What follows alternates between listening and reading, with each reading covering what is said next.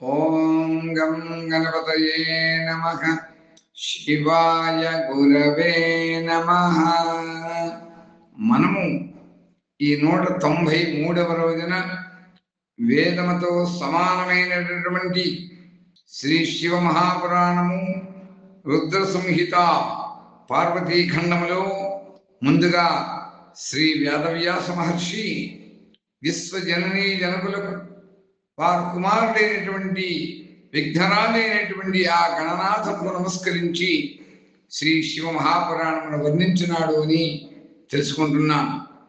ఒకానొక నాటి సమయంలో నైమిషారణ్యమును నివసిస్తూ ఉండేటువంటి తపోనిష్ట గరిష్ఠులు శివభక్తి పరాయణులు అయినటువంటి ఆ సోనకాది మహర్షులు సూత మహర్షిని శివతత్వము శివతత్వ స్వరూప వివరణ శివ పూజ మహత్యము శివ భగవాను యొక్క లీలల గురించి ప్రశ్నించగా అంత సూతులు వారు బ్రహ్మనాథ సంవాదరూపమైనటువంటి శ్రీ శివ మహాపురాణమును ఏ విధంగా తెలియజేస్తున్నారు అనేటువంటి అంశములను మనము ఆ శివానుగ్రహము చేత ప్రతినిత్యము కూడా తెలుసుకుంటున్నాం.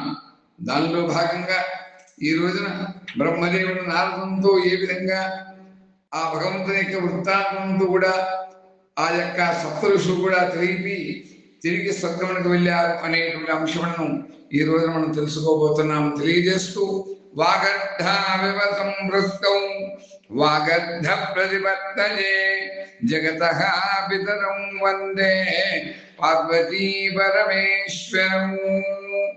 అంత ఆ సప్తఋషులతో ఏ విధంగా పార్వతీదేవి పలికింది అనేటువంటి మహత్తరమైనటువంటి విషయాన్ని తెలుసుకుంటున్నా. బ్రహ్మదేవుడు అంటున్నాడు, ఓ నారద, ఆ సప్తఋషులు పలికినటువంటి మాటలు విన్నటువంటి ఆ జగదంబ నవ్వడం, అలా జ్ఞాన విశాలమైనటువంటి ఆ సప్తఋషులతో మునులతో ఆ దేవి ఏ విధంగా పలికినది అంటే, ఓ మనుష్యులారా, మీరు మీ బుద్ధికి తోచినటువంటి దాన్ని నాకు సముచితంగానే తెలిపారు. కానీ ఓ ద్విజులారా, నా యొక్క పట్టుదల కూడా విడిపోయేటువంటిది కాదు, అది చెలించిపోయేటువంటిది కాదు. నా శరీరం పర్వతము నుండి జన్మించినది కనుక నాలో సహజముగా కాఠిన్యము నిండి ఉన్నది. మీరు మీ బుద్ధికి తోచినట్లుగా ఆలోచించి నన్ను తపస్సు నుండి ఆపడం కోసం ప్రయాసపడకండి. ప్రయాసపడవలదు. దేవర్షి యొక్క ఉపదేశ వాక్యములు నాకు పరమహితకరములు, మంగళప్రదములు, శుభప్రదములు కనుక నేను వాటిని ఎప్పుడూ కూడా వదిలిపెట్టను సుమా. గురుజనుల యొక్క వచనములు హితకరములని వేదవేత్తలు కూడా చెబుతూ ఉంటారు. గురువుల యొక్క వచనములు సత్యములని విశ్వసించేటువంటి వారికి ఇహపరలోకమునందు పరమ మంగళప్రదమైనటువంటి సుఖములు కూడా ప్రాప్తిస్తాయి. దుఃఖమయనుడు కూడా కలుగదు. గురువుల యొక్క సత్య వచనములు సత్యములు కావని ఎవరైతే తలుస్తూ ఉంటారో అలా తలంచు వానికి ఇహపరలోకమునందు దుఃఖములే ప్రాప్తిస్తాయి సుమా. సౌఖ్యమెన్నడూ లభించదు. అందువలన ఓ ద్విజులారా, గురు వచనం వలన ఎప్పుడూ కూడా ఏ విధముగాను కూడా పెడచెవన పెట్టరాదు, వదిలిపెట్టరాదు. నా ఇల్లు చక్కబడినను నశించినను నాకు నా పట్టుదలయే, నా గురు వాక్యమే హితకరము, సదా సుఖమును కలిగి తీసేటువంటిది. కాబట్టి ఓ మునివరులారా, మీరు చెప్పినటువంటి వచనముల యొక్క తాత్పర్యములకు భిన్నమైన అర్థమే నాకు అవగతమవుతున్నది. దానిని పరిశీలించి సంక్షిప్తంగా మీకు నేను తెలియజేస్తున్నా. విష్ణు భగవానుడు సద్గుణ నిలయుడు, లీలా విహారి అని మీకు చెప్పినది సరి అయినదే, అది కూడా సత్యమే. దానికి తోడు సదాశివుడు నిర్గుణుడని మీరు పలికారు కదా, దానికి కారణము శివ భగవానుడు సాక్షాత్తు పరబ్రహ్మ స్వరూపుడు, పరబ్రహ్మ కనుక ఆ స్వామి నిర్వికారుడు. కేవలం భక్తుల కొరకే శరీర ధారణ చేశాడు. కానీ లౌకికాధిపత్యం ప్రదర్శింపగోరుడు. పరమహంసలకు ప్రియమైన గతి విధానమని ఆ స్వామి సదా స్వీకరిస్తాడు. శంభుడు పరమానందమయుడు కనుక అవధూత రూపమున ఉంటాడు. మాయాలిప్త జీవులకి భూషణములందు అభిరుచి ఉంటుంది, బ్రహ్మకు ఉండదు. ఆ ప్రభువు గుణాతీతుడు, జన్మలేనివాడు, మాయారహితుడు, అలక్ష్యగతిని గలవాడు, విరాట్ స్వరూపుడు. కాబట్టి ఓ ద్విజలారా, భగవంతుడైనటువంటి శంభుడు ఏ విశేషమైనటువంటి ధర్మాన్ని కానీ, జాతి మొదలగు వాటి యొక్క కారణం వలన కానీ ఎవరికి అనుగ్రహించడు. నేను గురుకృప వలనే శివుని యొక్క యథార్థరూపముని నేను తెలుసుకోగలిగాను, నేను ఎరుగుదును.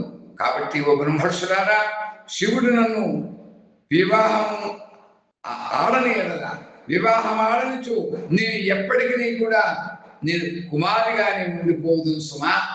ఇతరులకు నేను ఎన్నడూ ఇతరులను మనస్సు లగ్నం చేయలేను, ఇతరులను వివాహం ఆడను. నేను సత్యమును మాత్రమే మీకు వచించుచున్నాను. సూర్యుడు పశ్చిమ దిశ యందు ఉదయించినను, మేరు పర్వతం స్థానభ్రంశమైనను, అగ్ని శీతలత్వమును వహించినను, కమలము పర్వత శిఖర రాతి మీద పుష్పించినను, నేను నా పట్టుదలను ఎన్నడూ వదలను వదలను వదలను. నేను సత్యమును మాత్రమే పలుకుతున్నాను అని ఆ పార్వతీదేవి ఆ సప్తఋషులతో పలికింది.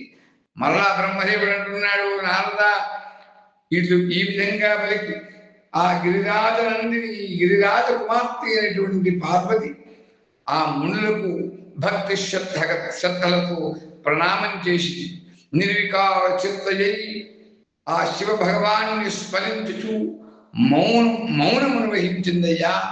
ఉత్తమమైనటువంటి ఆ గిరిజాదేవి నిశ్చయము తెలుసుకుని సప్త ఋషులు కూడా ఆమెకు జయ జయకారములు జయ జయద్ధారములు పలికారయ్యా. జయ జయకారములు పలకడమే కాదు, విస్మయం చెందారు.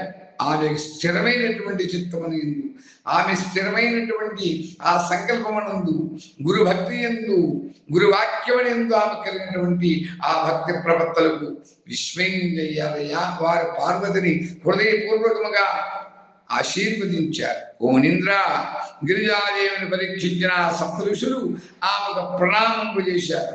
ప్రసన్నచిత్తులై శీఘ్రముగా భగవంతులకు శంకరుని దగ్గరికి వెళ్ళారు.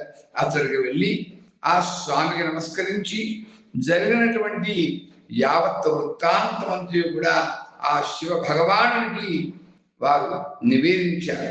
ఆ ప్రభువు యొక్క ఆజ్ఞతో వారు మరలా స్వర్గలోకానికి వెళ్ళిపోయారు అని తెలియజేస్తూ ఈ రోజున మనం ఆ శివానుగ్రహం చేత ఆ సప్తఋషులు కూడా పార్వతీదేవితో శివుని యొక్క ఆజ్ఞ చేత కపట వేషముతో, కపట నాటకముతో అసత్యమైనటువంటి వచనమును పలికి ఆ విధంగా స్వర్గధామంకు వెళ్ళిపోయారు. ఆమె యొక్క నిశ్చలమైనటువంటి భక్తిని చూసి మరలా శివ భగవానికి విన్నవించి వారు అక్కడి నుంచి నిష్క్రమించి తమ యొక్క స్వర్గలోకమునికి వెళ్ళిపోయారని తెలియజేస్తూ ఈ రోజు మనం స్వస్తి చెప్పుకుంటున్నాం. శివం శాంతం జగన్నాథం లోకానుగ్రహ కారణం శివమేకవరం వందే శిఖారాయ నమో నమః. స్వస్తి ప్రజాభ్య పరిపాలయంతాం న్యాయేన మార్గేణ మహిం మహిషాః. గోబ్రాహ్మణేభ్యః శుభమస్తు నిత్యం. లోకాః సమస్తాః సుఖినో భవంతు. కైలాసగిరివాసాయ రుద్రాయ పరమాత్మనే సచ్చిదానంద రూపాయ వటవృక్షచింతామణి శ్రీ గురు దక్షిణామూర్తయే దివ్యమంగళ మంగళం దివ్యమంగళ మంగళం. ఓం స్వస్తి ఓం స్వస్తి ఓం స్వస్తి.